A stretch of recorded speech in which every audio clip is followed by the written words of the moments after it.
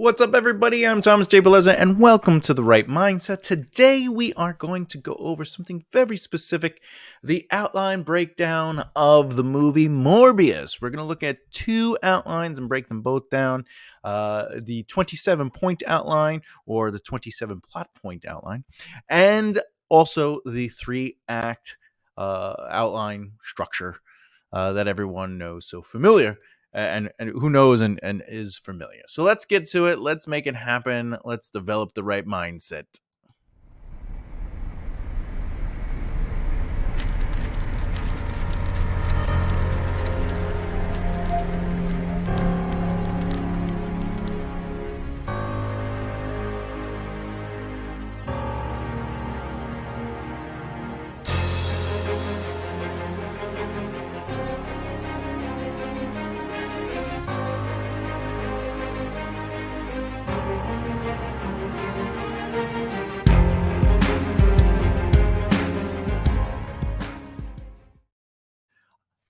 As always, thank you so very much for joining me. This is a new playlist series that I'm starting, the first video of the series, where I will go over the story outlines to movies and books and shows to show you basically how it's broken down and how it fits into those plot beats for your story. And as I said, today is the outline breakdown for Morbius. Let's get right into it. Boom.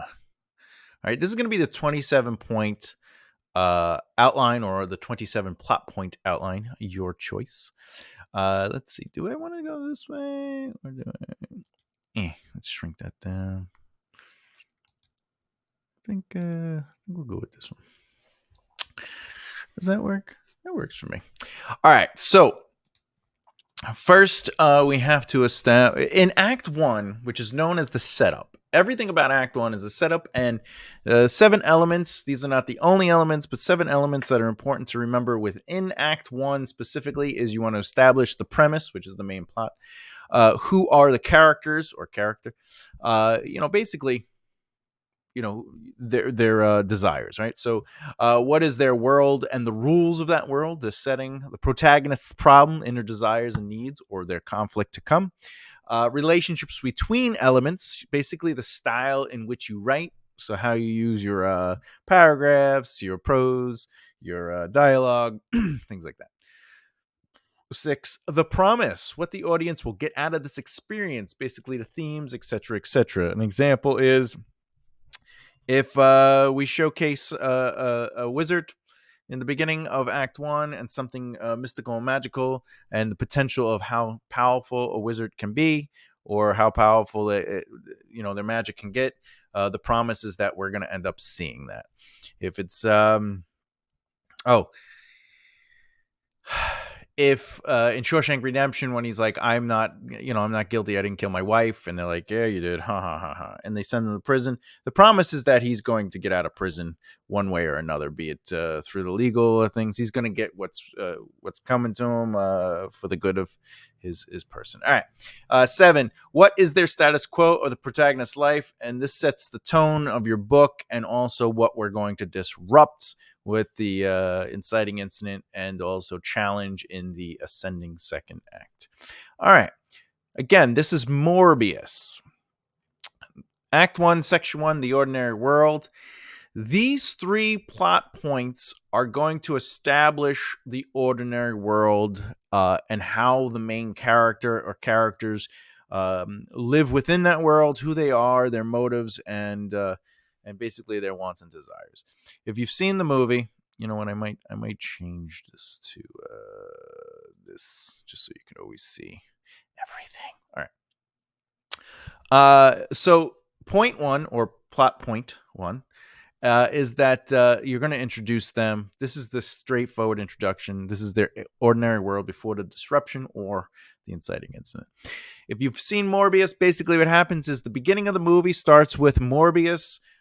He gets the vampire bite. He's in the cave, right? Now, this is actually known as a flash forward, where in a story you show something that's in the future, and then you reverse it and you start the movie. You technically start the movie before that moment, and you lead up to it. From that moment when the vampire the bats come out, it cuts to the ordinary world through Morbius's eyes as a child. We see his mind at work fixing a machine that took a team of scientists to build. So this is important. He saves Milo's life. We meet Milo in this moment. Milo's machine is messing up. Morbius. It also shows that he cares about people and he wants to help people. And he jumps down and he takes action.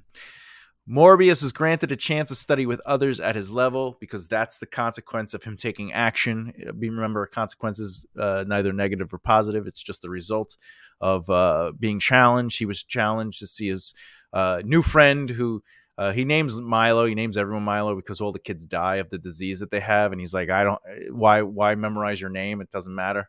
You're not going to live long enough. That's basically what he says.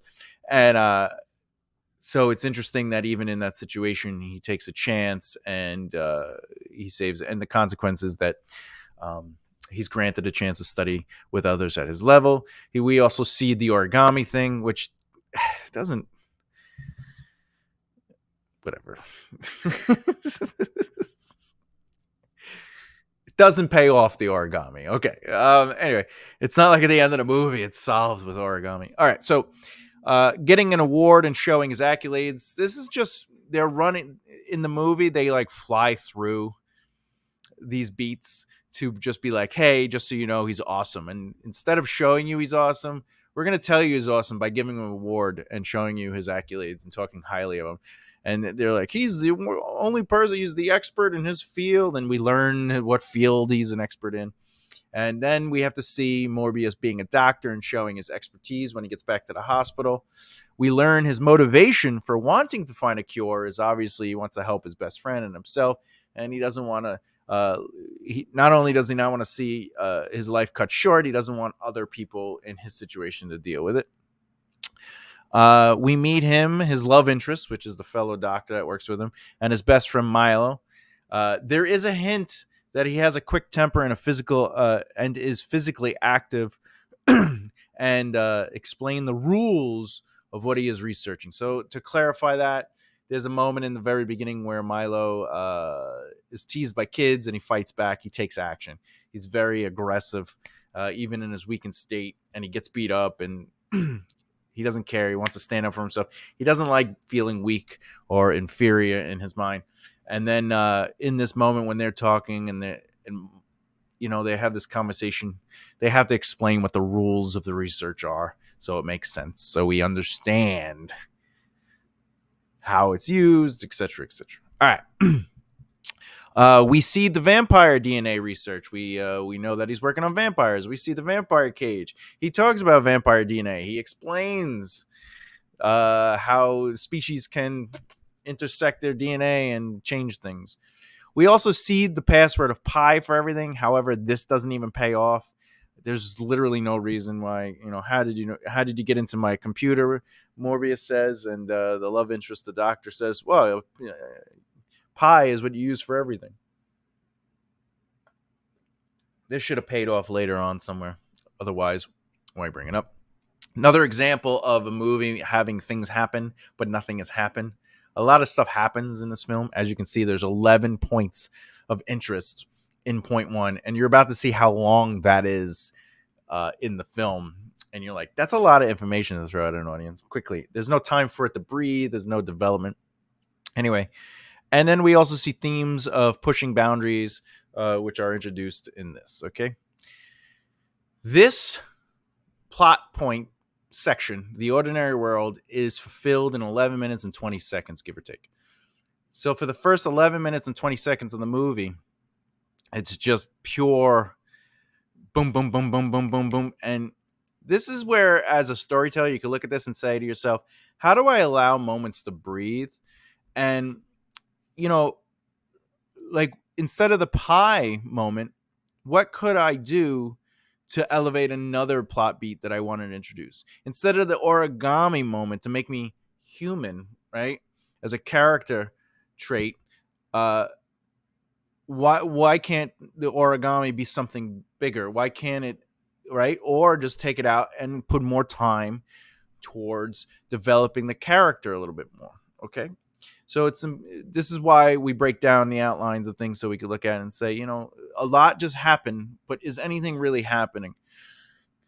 The seeing him at the cave and the bats coming out is just spectacle. It just looks cool, but we're not invested in the character yet enough for that moment to really pay off.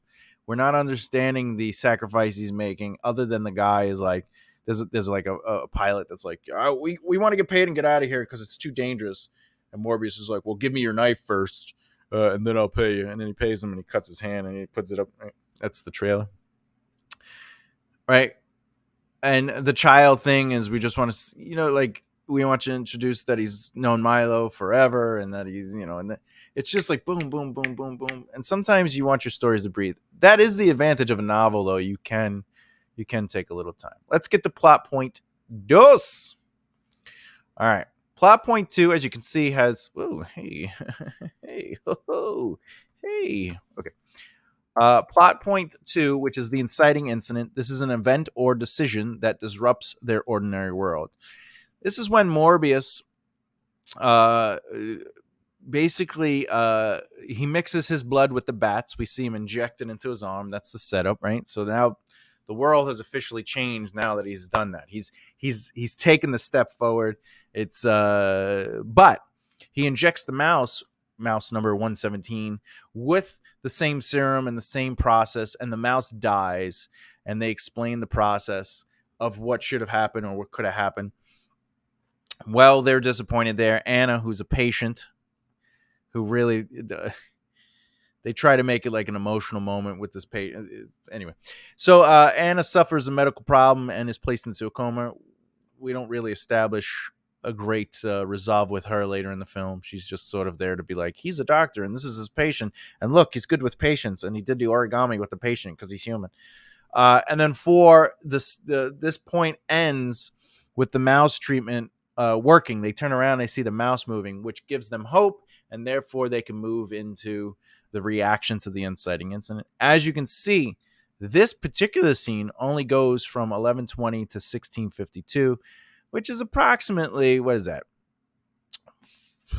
5 minutes and 30 seconds, 32 seconds ish.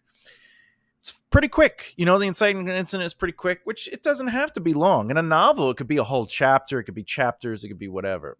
Like when I write novels, I like to do the before, during, and after. So if I'm working on point, what is the before that moment, during that moment, and after that moment of the inciting incident?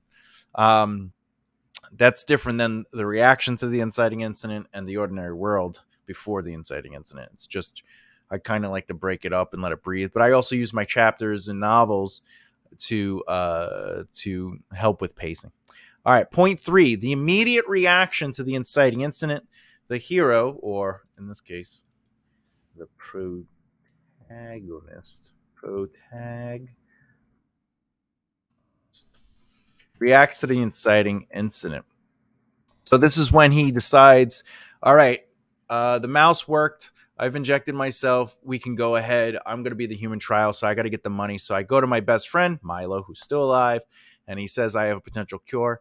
There's a moment where he speaks Russian to another guy who says something Russian in him, and then he responds in Russian. This does not come back later on at all. This is just a look at what I can do moment, which again is something happening, but nothing really happening.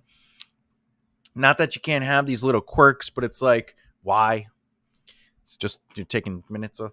Anyway, we developed the love interest subplot a little bit more while they're on, during this part. They explain that it's not illegal.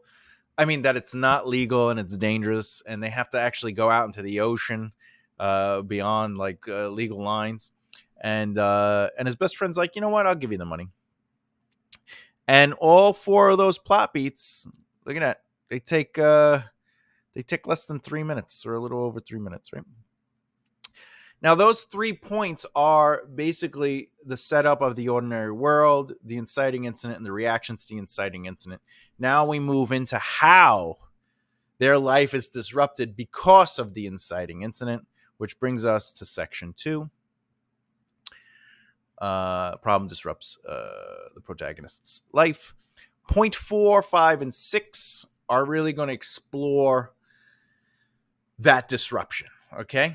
And point 4 is the protagonist reacts to and reflects on the long-term impacts of the inciting incident. Again, they don't actually have to sit there and think about it or pontificate on the inciting incident. It's just because the inciting incident happened, uh, it basically, this is what the long form version of that life is going to look like because of the inciting incident. And these are the things that happen that make it so it can't go back. All right. He gets on the ship because he has to. He has to go out into, not only does he have to go to the Batcave, he has to go on foreign waters. He tests the potential of his experiment, has a conversation with his love interest about what's about to happen. Basically, there's like a moment where it's supposed to be inferred that he went to the cave and already got his hand cut off because we already saw that. And they're like, we don't want to go back to that. So now, like, the boat ride was sort of like they had already gone to the cave and now they're on the boat. Anyway. All right. As you can see, that's a minute. What is it? 2 minutes and 27 seconds. So that was pretty quick. It's like boom, boom, boom, boom, right? Now we got to get to plot point 5. The point is the action. The protagonist decides to take the action. How did they do that? Very easily. He injects trials in humans. That's himself. This scene takes place after he had his hand cut and mixed with the vampire bat. So this is directly after that. But we don't actually go back to the cave or that experience. You're the audience. You're supposed to know that this movie's silly. Anyway, that just takes look at that. It's a quick moment. It's a minute and 30 seconds, which takes us to the final beat of section 2, which is the point. This point is the consequence, the immediate consequence of the action taken by the protagonist. So ultimately, in this, by the way, there is a conversation with his love interest about what's about to happen. That is literally a pontification of the long-term impacts. This, they take it to a let's tell you and not show you moment. But anyway, so then they're like, yeah, let's do it. I'm willing to take the risk. And because they take the risk, it leaves the point 6, which is ultimately, we're seeding the lighting flickering effect for later when we know the nurse is being pursued by another vampire. Is it Morbius or someone else? Basically, when he puts the injection in, he's like going through the transformation. For some reason, the lights flicker. Because they have to flicker. Anyway, the guy dismisses the woman's character, which is like one of the guards, when she's like, leave him alone. And he's like, no, what's going on here? And then Michael Morbius transforms into the vampire version of himself. The loud beeping hurts his ears. No! So what's the immediate consequence? He's no longer capable of protecting his love interest. His body is changing drastically. He turns into a vampire that is overly affected by loud noises, and it enrages him, and he doesn't really have the power of control in this situation. And we notice that this is pretty quick, right? It's less than 3 minutes. Which now takes us to section 3 of Act 1. This is the final section of setting up the ordinary world. So far, we learn who they are, what their motives are, what the world is, and how that world is changing because of them taking action and the inciting incident leading to the fact that they changed the action.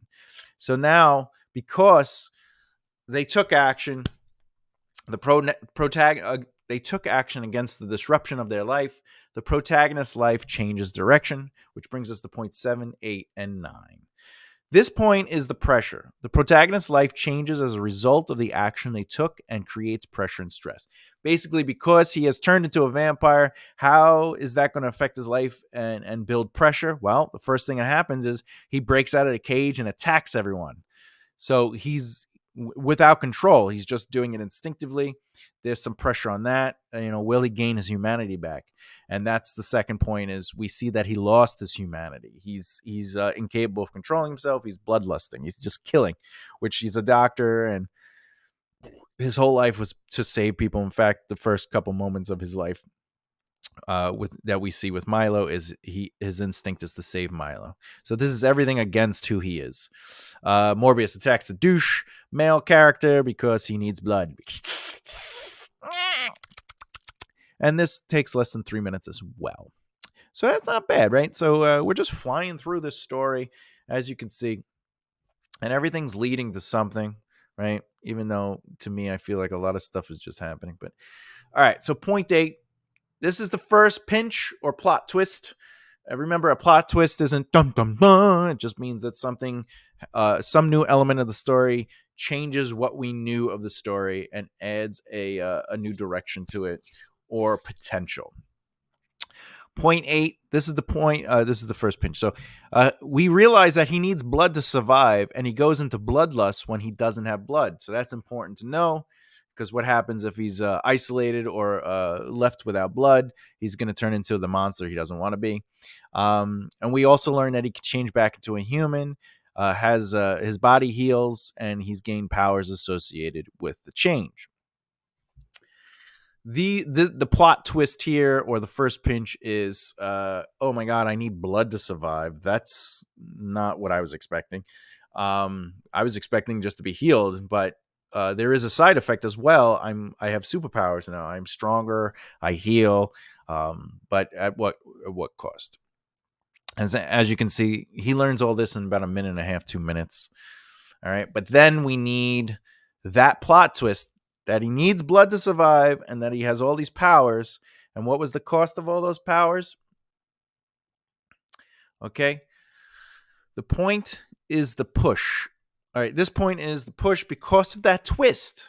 The protagonist is pushed into the new world. He needs blood, and he has these powers. So Morbius sees the change that has occurred because of his physical changes and lust for blood. This moment helps seed the idea that when he transforms into a bloodlusted vampire, he will have no memory of what happened. We need to know that because later on there's a moment where his friend kills a nurse. But the thing is, this doesn't pay off because in that moment he's like, "No, I didn't do it." So, but everyone else thinks he does it. But like, why do we have to know that he has no memory of what he did? Then, like, it just doesn't make. Anyway, I'm not. Let's keep going.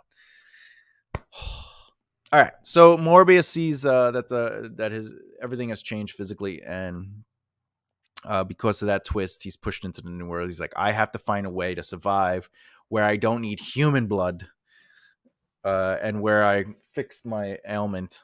Now I have something else I have to fix, which is just craziness. All right, as you can see, this section only took these 3 points. These 3 plot points only took let's see. What is that? 25, 30 to 30. So it took almost 5 minutes to hit these 3 plot points. And this whole act 1, took 30 minutes and 20 seconds. That's not bad. That's the setup to the story Morbius. All right. Let's go. Act 2. Now in Act 2, let me do this. Boop, boop, boop, boop, boop, boop. Beep, boop, boop, boop, boop, boop. Oh, there we go.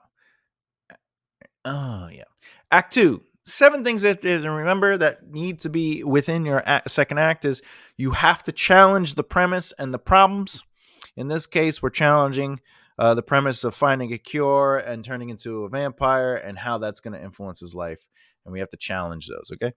Ascending rise to conflict.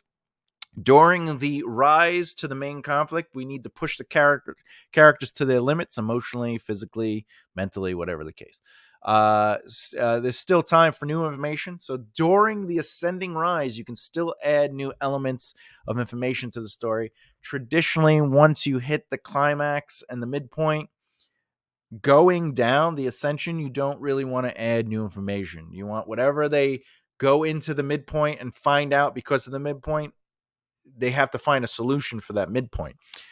So the midpoint conflict is like, oh crap, I got to find a solution for this. It's just gotten worse. So you don't really want to add a lot of new, how do I solve this information? All right. This you definitely want to establish their weaknesses. You want to challenging them will help you establish weaknesses. So, you know, where they feel they're strong, like let's push back on them, you know. The midpoint is going to be in the second act. They are in over their heads. This is the midpoint, the conflict. And then from there, we have the descending fall from conflict.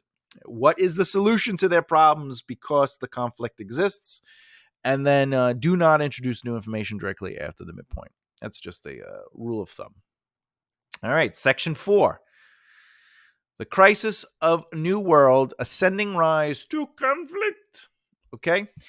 Point 10, 11, and 12. Here goes. This is going to be the ascension to the conflict. This point is going to establish the new world they have been thrusted into, and we have to introduce the audience and the protagonist to that new world. And how do we do that? Well, the first thing we do is we bring in the FBI, who enter the room on the ship and discover the massacre and realize something horrible exists out there. They also make a comment about Venom. Okay. There's one survivor, the love interest. She is still knocked out. How convenient. And they find origami. And they're like, oh, origami. The doctor has origami. Let's see if it pays off. All right. Morbius is trying to stay away from everyone because, you know, obviously he's like, I'm evil. Or he feels he's evil. Morbius checks in on his love interest, though. He's like, all right, let me just see if she's safe because I put her in danger and I hurt her. And then he's like, I need blood to survive. And he reverts back to a weak version of himself. So he challenges himself in the sense he's like, let me see what happens if I don't have blood. And he isolates himself in a cage thing. And he just reverts back to his like his ailment that he had before, where he's like weak and can't really walk. And then he drinks like artificial blood or something like that. And he's like, all right, great. And that's about 4.5 minutes, which brings us to the fun and games. Now, this is where the protagonist gets a breather, and ultimately they don't have to be like high alert. They have time to kind of like, in this case, we're going to find out it's about his powers, but sometimes it's like, you know, they get to kind of really get to know other characters in the story, or, you know, you could really push in on the love interest, etc., etc. So in this situation, it is time to take note of what has changed in him. So he's like, I need to figure out what's going on. He tracks how long it takes for his body to need blood by timing it. And we learn as an audience all about his powers as he learns about his powers and what he's capable of. And also that synthetic blood keeps him alive for 6 hours. However, how do we challenge that? Well, the window of that time keeps shrinking. So yes, he has the power to withstand the need for blood by using synthetic blood, but his body builds up an immunity to it. He also learns what happens when he doesn't drink blood officially. Okay. And now, because of that, by the way, remember, this is the ascending rise. So we want to know what the new world is. We want to understand the crisis of that new world and what they need to do to fix it. We're establishing that the crisis of the new world is synthetic blood is not good enough, which means eventually I'm going to have to revert back to real blood. I need to be drinking blood, or I'm going to revert back to my sick version of myself, which will make me useless. But it's also, I don't want to be a monster, so I have to find a way to fix this. All right. And that brings us to the last point within the section, point 12. This point is the old world contrast. Again, they don't necessarily go, hey, the old world was great. This world is different. They don't necessarily pontificate on that world, but they will compare their current world to how things were at the beginning. And we do this hopefully by showing in this movie. And the way they do it is his best friend goes to visit Morbius. His best friend has the ailment and is still sick. Morbius is not. His best friend sees how Morbius is powerful and strong, and he's just like, I need that. I want that. And Morbius says, no, you can't have this. It's bad. It's terrible. This is not the way to cure yourself. And obviously Milo's like, yo, okay. Milo wants his illness to go away, but Morbius refuses him the cure.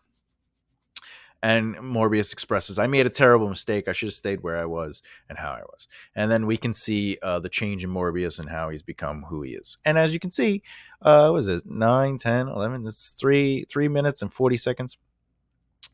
All right. So this whole section, 30, 20 to 41, it's 11 minutes and 20 seconds for this section. That's not bad, right? Let's go into the conflict. Now, section 5, conflict. Protagonist explores. One thing. Protagonist. Oh, he's the protagonist. All right. Everything about this section, these 3 points, point 13, 14, and 15, are going to be about the conflict itself. Point 13 is going to be leading to the conflict. 14 is the conflict, and point 15 will be the results of that conflict, basically how they deal with it. So how do we build up to the conflict? Well, we do it by letting the love interest finally awake, and she's eating crappy jello. Not that that's important, but they say it. The FBI agents from the beginning of Act 2 meet with the love interest and ask her about the boat. She is nervous when she sees the photos of all the dead people. They ask her if she works at the labs with the Morbius. We also meet Milo, the villain, who has officially transformed into a vampire. How? Who knows? He had to, so he does. Milo kills a nurse. He's evil. That's why he's so evil. Even though Morbius killed all those people, but we see that he has empathy and remorse, whereas Milo's like, "Ooh, I killed a nurse because I can." All right, why did the lights flicker or turn off with the vampire change? That's still I'm still trying to understand that. However, this feels like they just flicker and change because he's there, and not necessarily because he changed himself. Anyway, Morbius listens and hears that a nurse had all her blood drained from her body. The audience is supposed to think that it could be Morbius, but it is Milo. This was seeded at the end of Act 1 to help fuel this mislead, but it's a bad mislead. Morbius knows he didn't do it. Maybe that's why they don't show Milo change into a vampire, because they're like, if we don't show Milo changing into a vampire, then the audience might think the only other vampire that can do it is Morbius. We got him. Terrible. All right. Morbius is approached by the FBI, and they ask about the boat. Are they getting close to him or not? He's like, what are you talking about, bro? Okay.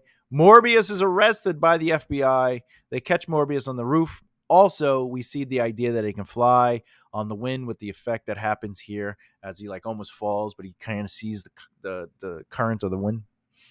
So how is it the ascending rise to the conflict, right? This actually, this should be ascending rise. I don't know why it's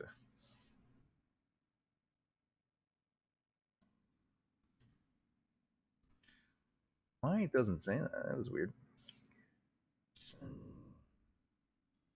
Ascending rise to conflict. That's better. Section 5 is ascending rise to conflict. My bad. All right. To really go over that real quick, what is the ascending rise to conflict? Is everything is building on itself. And you know what? Oh, okay. I was right.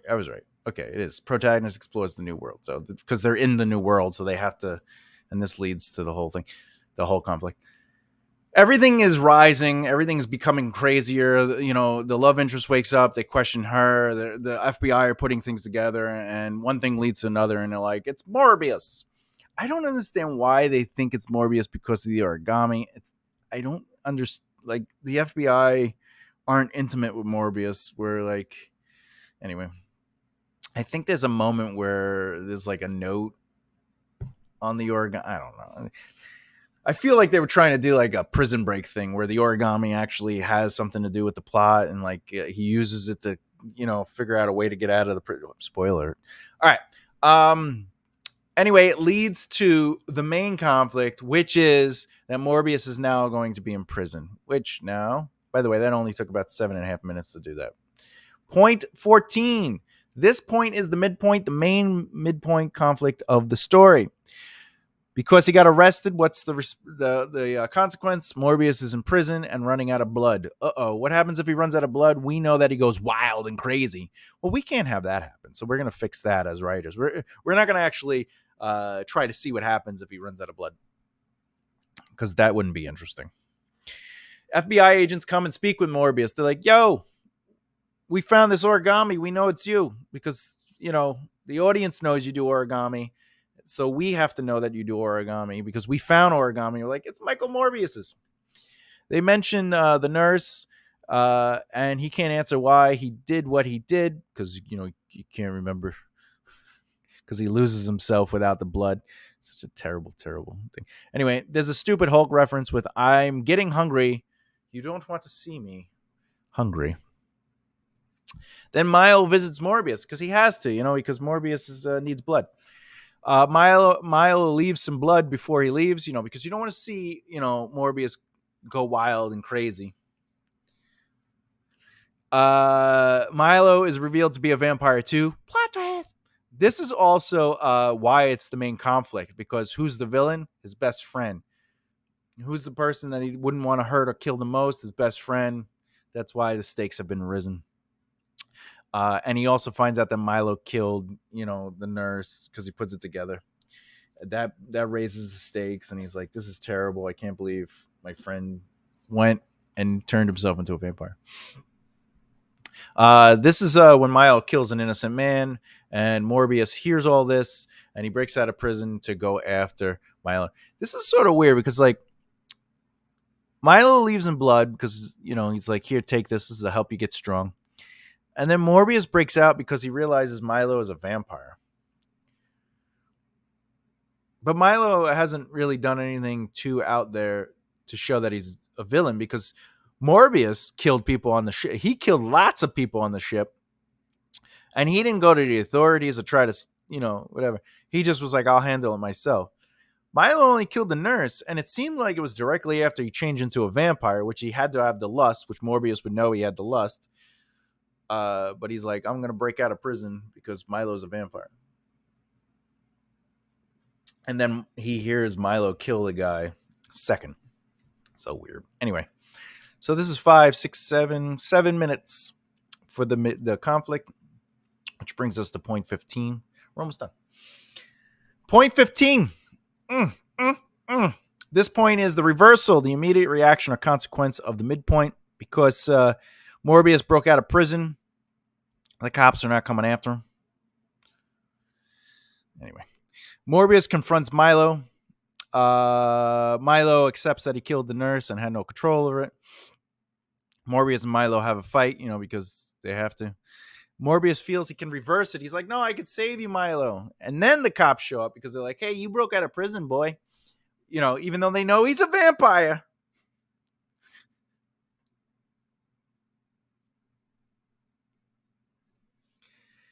Cops are like, we're cops. We can do it on our own. We don't need any outside help. We don't have to call in the army or anything. We got this. It's just a vampire. This is not scary. Venom exists. So this doesn't bother us. Anyway, Milo fights Morbius again, because the cops mess up everything. Milo kills some of the officers, and he's like, no.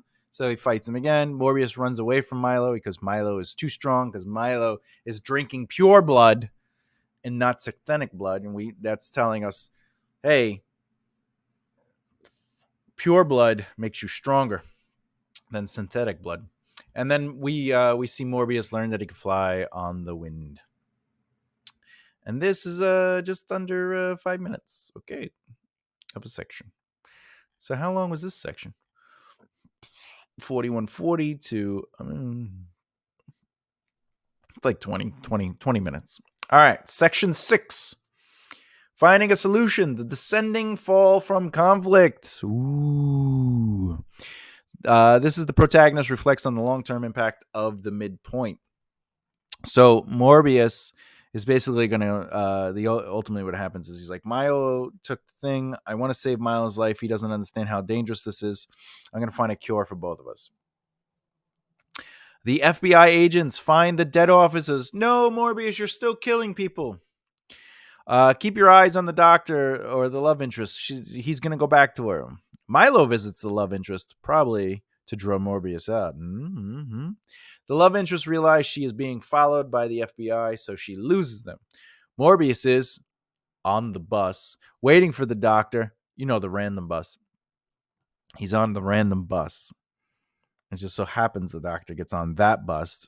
Anyway. He randomly turns around on the bus and tells her that he didn't kill anyone and that Milo did it. And she's like, oh my God, we need to stop him. How do I help? And that takes 2.5 minutes of aggravation. All right, point 17. I'm showing you that even bad movies follow the points. All right. The protagonist decides to take action to resolve the problem because he's like, oh my God, if Milo's killing all these cops and he's killing people and we have to stop him and everyone thinks I'm the bad guy and we got to fix that too. Just so much stuff going on. What's the solution? We'll find the cure. We'll get me and Milo back to normal. So they sit at a diner, because he's only wanted and probably on the news. But he was hiding on the whatever. He heard people breaking the law. This part kills me. So they're sitting at the diner and he's like, what are we going to do? And then he hears somebody breaking the law. And because he's a freaking vampire, I guess he's a good guy. He's like, oh, I got to go help. I got to go stop them. And then by stopping them, it turns out they have a lab and he needs a lab to make a cure because he can't go back to his own lab. This is what it looks like when things are happening because they have to happen, not because anyway, lots of stuff is happening, but nothing is happening. All right.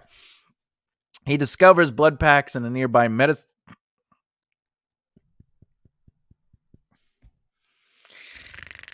Well, it's good. It's good that it's there.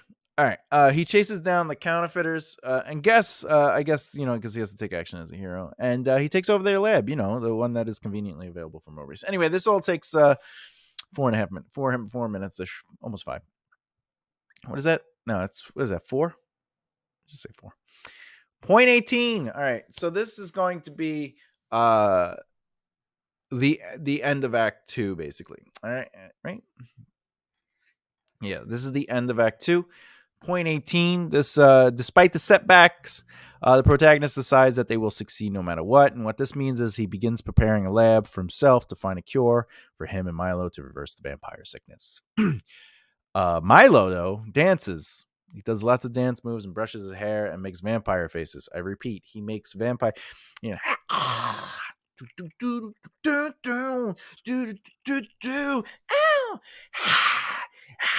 I'm not making that up. That is what it happens. I don't have time for that. Okay. This section is goes from 30:20 to 1 hour and 8 minutes and 13 seconds, which is about 38 minutes and 13 seconds long. It feels longer than that, trust me. All right. So now we hit Act 3. What has to happen in Act 3? The resolution. We obviously have to resolve. So we have to challenge characters to the breaking point. We have to discover the strengths within a character. We have to watch the final battle begin. We have to elevate their potential for failure. Then we have to break down the walls of failure so that leads to the victory. We have to reward the victory and their new world and who they are after the victory.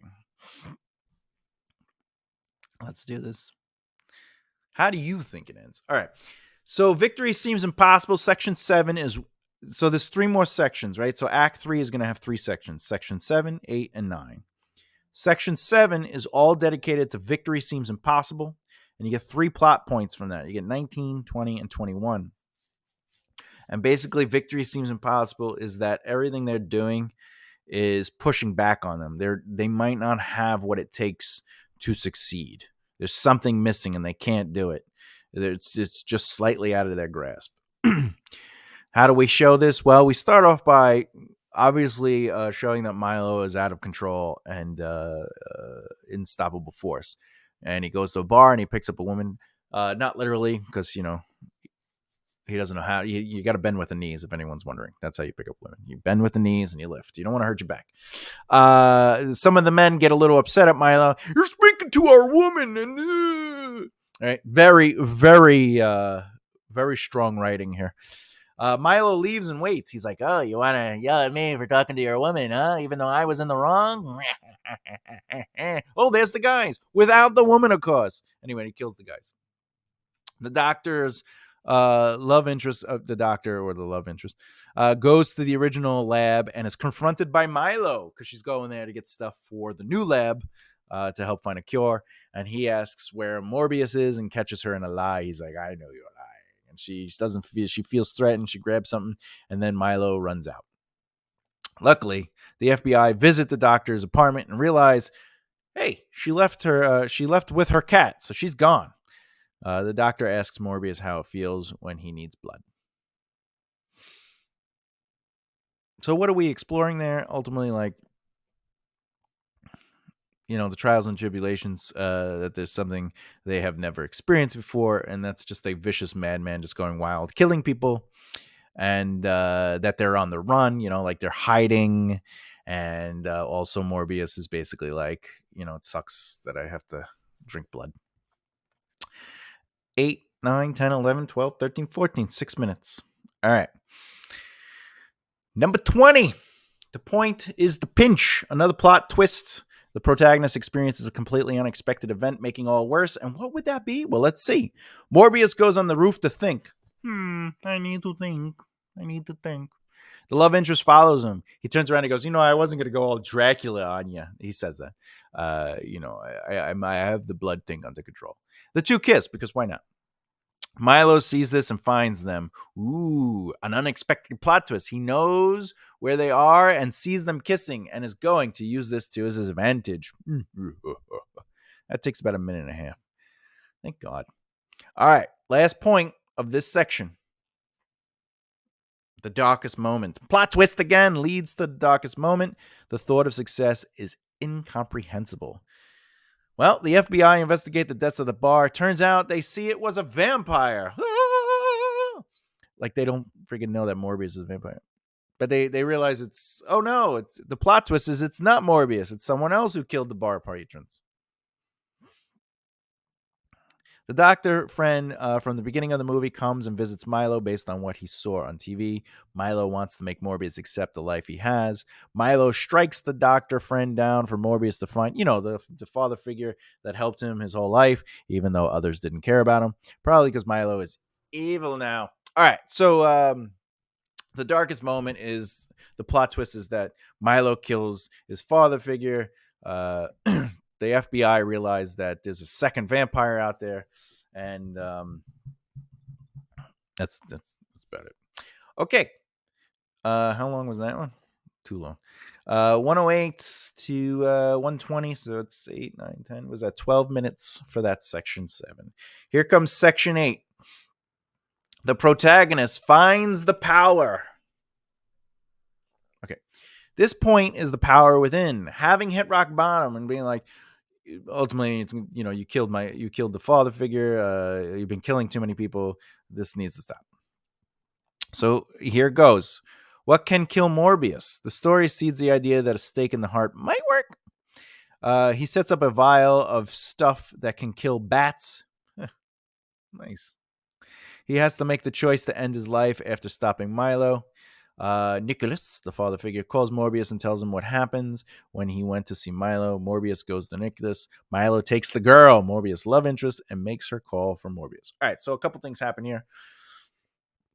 Nicholas dies in Morbius' hands. Milo does something very original in storytelling. He takes the girl and puts her into danger. It's like she's a MacGuffin, okay? Anyway, so the stakes have risen. He's hitting complete rock bottom. And he's like, oh my God, everything sucks. My girl's in trouble. The guy who raised Milo and me died in my arms. And clearly Milo can't be stopped. So maybe it's not about finding a cure anymore. It's about I have to kill him. I got to stop him. And that's 3.5 minutes of joy. All right, part 3. The point is the action. This point is the action. After deciding they can do it, the protagonist takes the action. So what happens? Morbius flies to where the sound is with Milo and his love interest. He makes her basically like make noise. And she's like, oh, help me, Morbius. No, don't hurt me, Milo. So point 2, he is going to save his love interest, or he hopes to, and stop Milo. The plots that end here are the relationship with Nicholas ends with his death. His love interest is probably going to die because, it's that kind of movie, thus giving him purpose to do right. Because remember, a hero must lose everything before they can take the next step to becoming the hero, right? Even though she's probably going to become a vampire because, he has to stop Milo, accepting who he is and owning it. So those are the subplots that are resolved. He's like, you know what, my friendship with Milo, he's not Milo anymore. I got to kill him. I got to stop him. I know who I am. It's good that I am who I am. Let's do this. All right. And that all happens. Look at that. Look how quick that happens. It's 15 seconds. That all happens in like 15. Whatever. It's so quick. So quick. All right, let's go to point 24. This is right before the last section. So this is going into the final section. All right. This point is the convergence or the converge power within leading to the final battle. Basically, any subplots you have will be concluded here. My dog's making me pet him. He's a puppy. He's a puppy. Okay. Okay. So yeah, all the subplots are cleaned up here and they're finalized. Here goes. His love interest is bleeding on the rooftop. No. Okay. She begs for him to make it mean something, meaning like obviously but if she dies for nothing, it'd be worthless. She's also saying, "Suck my blood, baby." The doctor bites Morbius and drinks her blood, which is real blood, not synthetic blood. Also, that is the way you can turn a person into a vampire, sucking their blood. If they drink your blood first and the vampire then drinks the victim's blood, this seeds the idea that she might come back at the end of the movie. But he's accepting the fact that he's going to drink blood. It's so romantic. He's killing the girl who's going to die anyway, who he loves, and she's giving him strength to fight on. One of the tropes I actually don't like in storytelling. Anyway, unless it's John Wick. That's the only one. Yeah. All right, number 4. Morbius drinks his love interest's blood to gain all his strength through the red blood. This makes him much stronger and ready to fight. So this is 120 to 125. So basically 5 minutes to really find the strength within.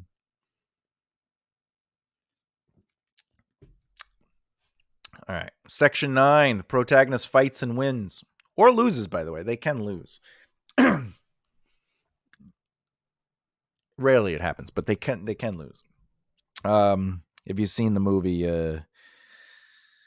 with Will Smith and he's fighting vampires or something, I can't remember the name. But anyway, spoiler alert, he sacrifices himself. Which, by the way, everybody he knows dies, including his dog, and that's when you know he's going to die. Anyway, Section 9, the protagonist fights and wins.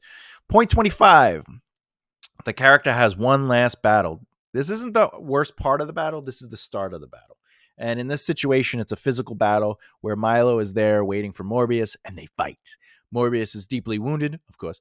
Milo is a better fighter, having accepted his powers longer. Ooh, so that's like look at that, 2 minutes and 10-second battle. Leads to the next point 26. This point is the action. The protagonist succeeds or fails. If they fail, usually it's because of a fatal flaw in their character. In this case, will Morbius lose? Is he in too much pain? Nope. He calls his bat friends. Right? I think I've seen this in Batman. Anyway, Morbius falls to the ground after he called. Morbius is really Batman. Okay. Morbius falls to the ground after he calls the bats. Bats show up. Morbius is revived with purpose. Ooh, I can do this. He has the bats attack Milo, of course. Morbius injects Milo with the poison. Milo dies.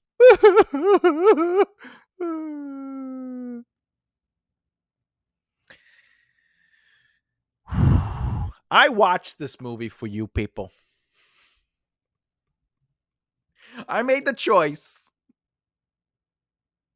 to write out what bad writing looks like using the plot points. So when I do a good movie next time, you can see that they both use the qualities. Anyway, Milo dies. Thanks, God. Which brings us to the resolution, right? Which is the end. Point 27. The resolution or the immediate reaction to the protagonist's decision in the last chapter. So because he kills Milo and accepted himself and his love interest dies, what happens? Well, the FBI show up and they see the dead vampire. And of course, they're not going to chase after Morbius anymore. They're like, who cares? They see all the bats coming up. Oh, look at all the bats. And Morbius escapes through the bats because I haven't seen that in Batman Begins. The love interest lives and awakens as a vampire. Didn't see that coming. Morbius flies into the darkness in the end credits. All right. That's how it ends. We understand that the FBI have apparently closed the case on Morbius. We see that Morbius is accepted and become one with his element of being the Morbius, the living vampire. And then there's still hope for season 2 because episode 2 for the second movie, the sequel, because the love interest exists. Will she be the villain? Ooh. Anyway. So as you can see, this section is 125 to 133. So that's 5, 6, 7, 8 minutes. This third act was 24 minutes. By the way, there's an epilogue. I'm going to go over that because it's ridiculous. Oh.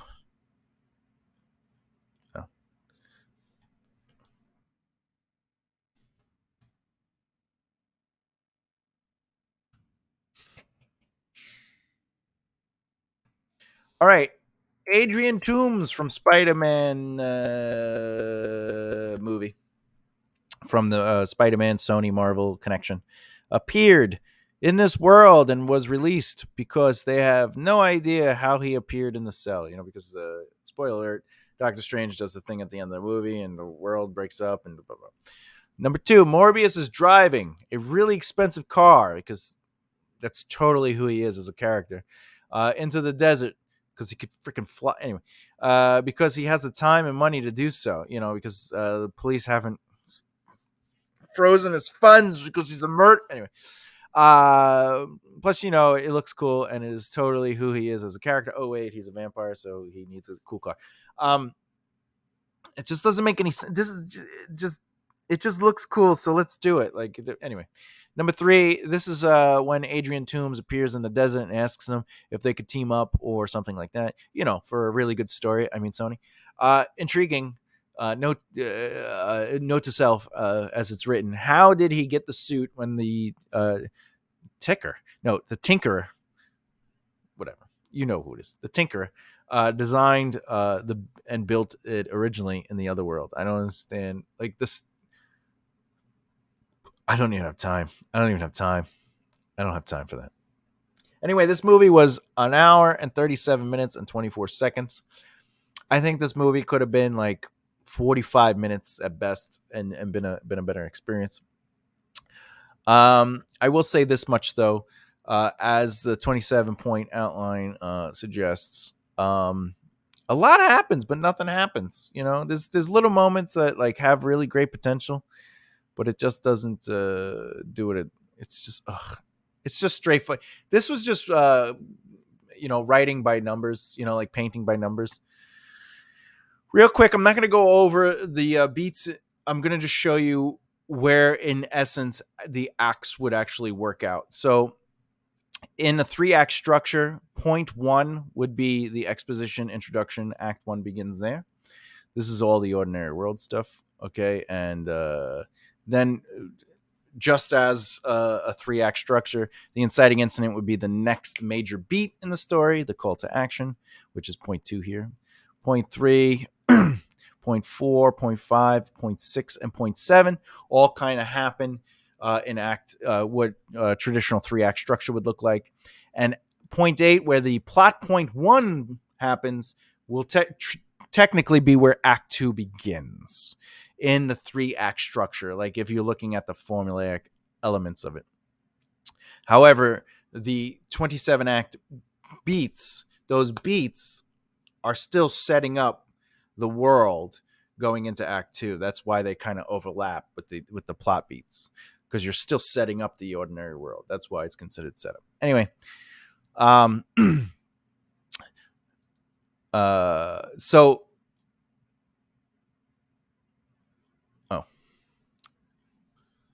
dun, dun, dun. One second. Delete, delete, delete, delete, delete, delete, delete. Boop. You know. Hey, look at that. So, Act 1 is now 27 minutes and 44 seconds based on the new change. All right. So now that Act 2 has begun with the plot point, we scrolled them down. This is different. Boop.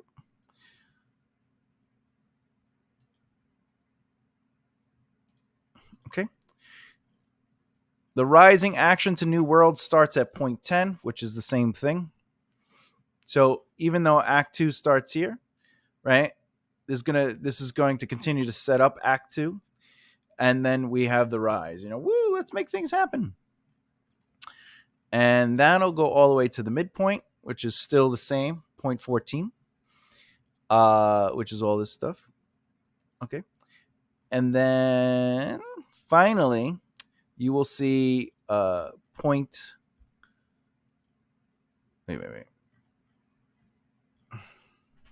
Wait.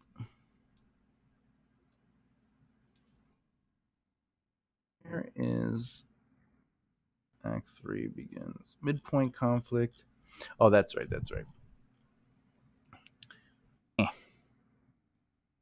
Delete. All right, so in the 27-point outline, Act 3 would start here, but technically Act 3 would start here. In the traditional 3-act structure. And with that said, Act 2 is 46 minutes and 36 seconds. Then Act 3 begins at point 20 based on the 27 plot outline. And that's going to be that plot twist where Morbius goes on the roof and the love interest is following him and the two kiss. That's and Milo sees him. That's technically the start of Act 3 because it's a new plot twist that changes the story. And then it kind of goes as it does. You have the pre-climax, which is 24, which is where she's bleeding and and he's like, I'm going to fight you, which leads to the actual final conflict, which is 26, which is basically after he starts the fight and fails. And then he's like, no, I can do this. And he fights back. And then, then the denouement happens, which is the resolution at 27, and then the story's over. Now, Act 3 in this version would be considered 18 minutes long, and the epilogue still exists. The movie's still terrible. By the way, anyone who wants to know it, a denouement is the final part of a play, movie, novel, or narrative in which the strands of the plot are drawn together and matters are explained or resolved. See? You learn something new every day. Denouement.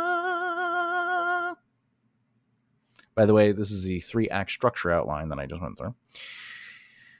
That's it. Okay. We're going to do final thoughts. My head is killing me, though. So, I don't really like judging art, but I do like judging technique and quality. On a scale of 1 to 10 Pirials, because that's my dog's name. My dog is Pirial.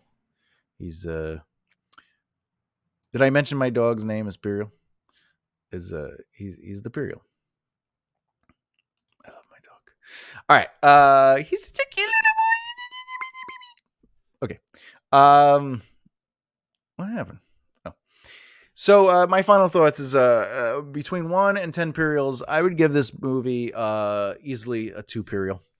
And the reason is because a lot happens, but nothing happens. And I feel like it was just like, we just need these things to be said to make the film happen. And like, there wasn't a lot of good payoffs, and the emotional through lines were weird. It felt rushed. And I know it was only an hour and a 90 minutes, but they could have shrunk down, tightened the story, and just focused on little other things.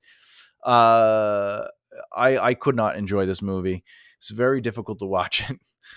To do this. However, I will say I had to watch it because it's a comic book movie, and I'm a fan of comic books my whole life. So,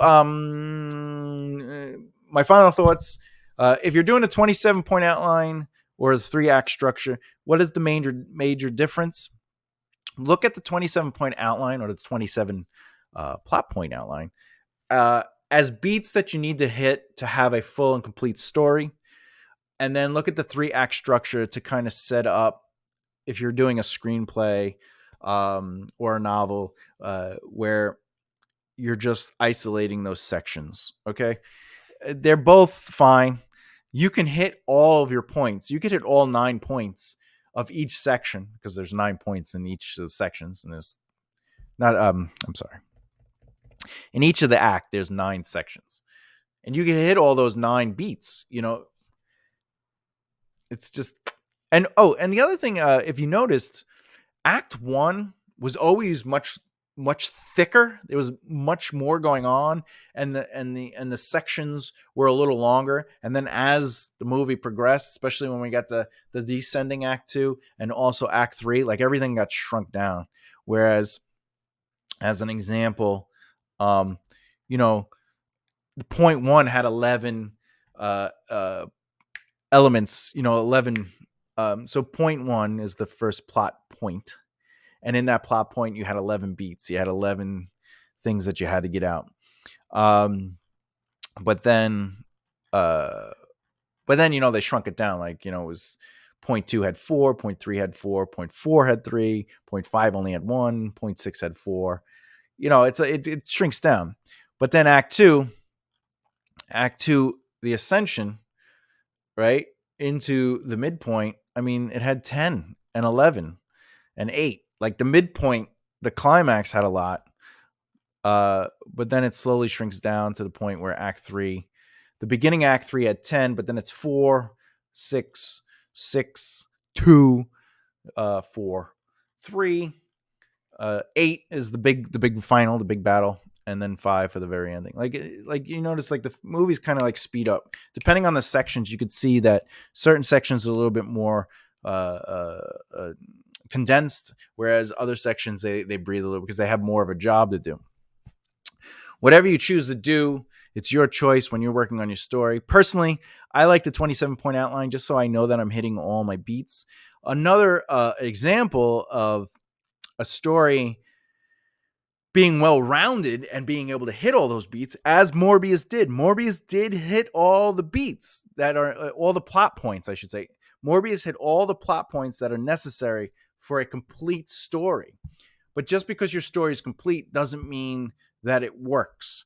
And the way you can tell if it's working is, are you challenging things enough? Or are things happening because you need them to happen to get to the next story point? And it's less about, does it look cool, and more, does it make sense? Is it earned? Is it part of their motivations? Is it worth putting time into? Does that mean you can't do like little moments? Not really. It's just, why put the time and focus into something that doesn't pay off? What are you really adding to your story? And that's what they mean by tightening up a story. They don't mean to make it shorter or to take stuff out. They just mean tighten it up, meaning whatever you see, hear, or feel in that story has purpose. Even like world building, one of the best advices for world building is allow the plot to develop the world, not the world to develop your plot. And all that means is that if you're a writer and you go, it'd be awesome if I could really talk about this city's history, but the city's history doesn't do anything for your story or your plot, you're just wasting pages. Yeah, it's cool that you learn about, a dynasty that has lived over the course of the last 100 family generations. But does that family generation come into play? Does it influence the plot in any way or a subplot? If the answer is no, then it might not be necessary. In fact, if the characters never see that city or that kingdom because it's on the other side of the world, it might not be necessary. Yeah, it's cool to learn that stuff, but it's not adding any value to the plot. And that goes with anything that you put into a story, including characters and characters like character quirks, like they still have to pay off some way. Anyway, that's my 2 cents. It's just my perspective. There are billions ways to write stories. As long as you're happy doing what you're doing great. And that's just the world that we live in, where writing is an art, and there is no such thing as a bad story idea, but there is bad execution. Meaning, if you wrote your story and you have 3 plot points, and you're like, it's a full story, and you're like, but you started with the main conflict, and then and then it kind of goes backwards, and you do it. It starts with the conflict, then you do like the ordinary world through a flashback, and then the next scene is you're fighting the final battle. It's not a complete story. It's missing elements that are built on each other. Does that mean your story is bad? No, it just means that it's not a complete story. Which the story might be entertaining. It might be good. People might be like, oh, I love how crazy it was and chaotic, but it does still mean that it's not a complete story. It's just a portion of a story or a part of a story. In this case, 3 beats of a story, or three plot points of a story. Anyway, that's it. Whoo! If you like what you're hearing and seeing, please subscribe by hitting the bell icon so you don't miss out. If you have questions or thoughts, leave them in the comments below. Speaking of questions, have you seen Morbius? If so, did you like it? Or you did not, or did you not like it? Let me know why in the comments. Obviously, if you have questions about this outline or anything like that, feel free to ask me for it, or and I'll answer the questions. So there it is. Yeah, subscribe. I guess till next time. As always, keep developing the right mindset. I'll talk to you soon. Bye.